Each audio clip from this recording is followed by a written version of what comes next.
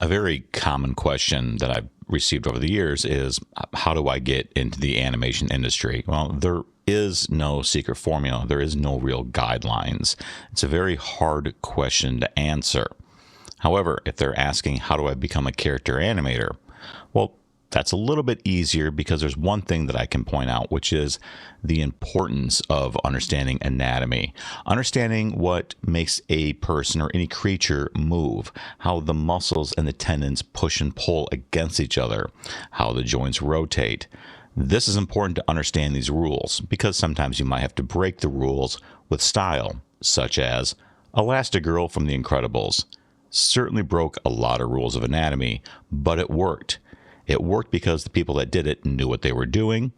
They understood art. They understood anatomy. They made it work. Now, this is something where AI is still very weak at. So let me show you this latest abomination that I've come across. And here we go. Oh, wow. Yeah, that's just... Can I get... Yep, it can get worse. It can get worse.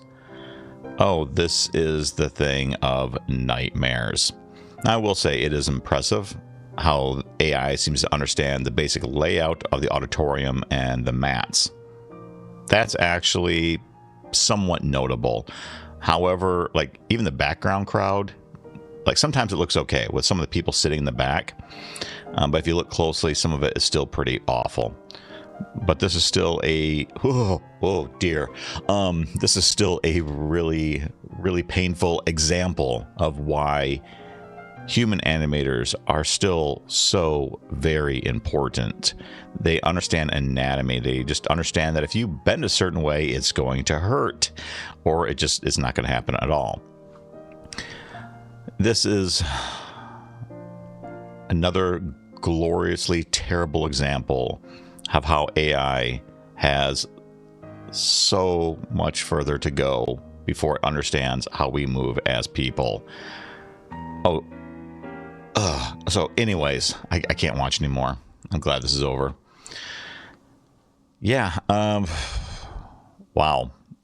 Now, as much as I believe that AI still can't replace a human animator, that doesn't mean it's not going to happen, because producers more and more these days don't care about quality.